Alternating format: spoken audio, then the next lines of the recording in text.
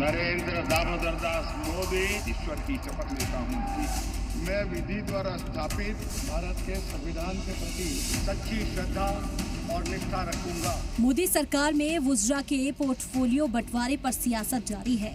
जहां एक तरफ महाराष्ट्र में बीजेपी के सहयोगी एनसीपी और शिवसेना कैबिनेट वजीर का ओहदा न मिलने से नाराज हैं, तो वहीं दूसरी तरफ शिवसेना उद्धव गुट के एमपी संजय राउत लगातार मोदी सरकार पर हमला कर रहे हैं। संजय राउत ने सेंट्रल कैबिनेट में किसी भी मुस्लिम एमपी को शामिल नहीं किए जाने पर सवाल उठाया है। साथ ही एनडीए में हामियों को बड़ी वजारत न देने का भी इल्जाम लगाया है। चुनाव में या चुनाव प्रचार में मोदी जी ने उनका रुख स्पष्ट किया था, वही देश में हिंदू मुसलमान करना चाहता। मोदी जी को लगता है कि देश के मुसलमानों ने उनको वोट नहीं किया है, इसलिए मुसलमानों को मंत्री नहीं बनाया। कुमार स्वामी को मिला है मोस्ट रिजेक्टेड पोर्टफोलियो, क्या हेवी इंडस्ट्री मिला है।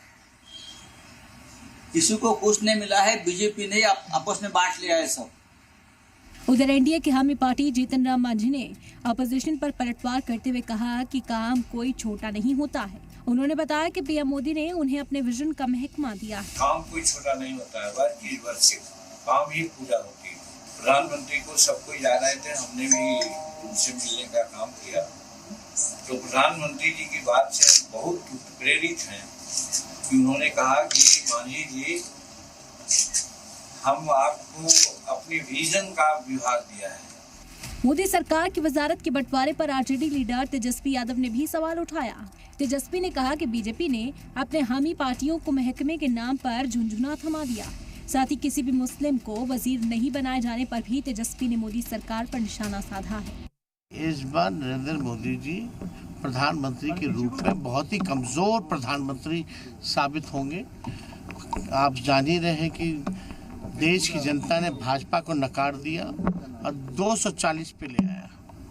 तो ये बात तो स्पष्ट है कि एक संदेश जनता ने दिया है और हम सब लोग विपक्ष के तौर पे बहुत ही मजबूत उभर के आए हैं। जिस हिसाब से विभागों का जो बंटवारा हुआ, हालांकि ये तो प्रधानमंत्री का है कि किसको क्या विभाग देते हैं।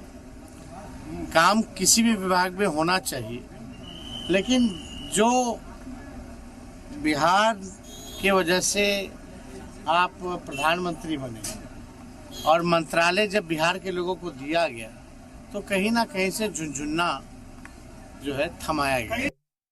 वहीं मरकजी वजीर ललन सिंह ने तेजस्वी यादव को जवाब देते हुए कहा कि काम होता है, इसमें ऑपोजिशन को नेगेटिविटी नहीं देखनी चाहिए। यही नहीं, जेडीयू स्पोक्सपर्सन नीरज कुमार ने कहा कि तेजस्वी यादव राजनीतिक हीटवेव का शिकार हो गए हैं।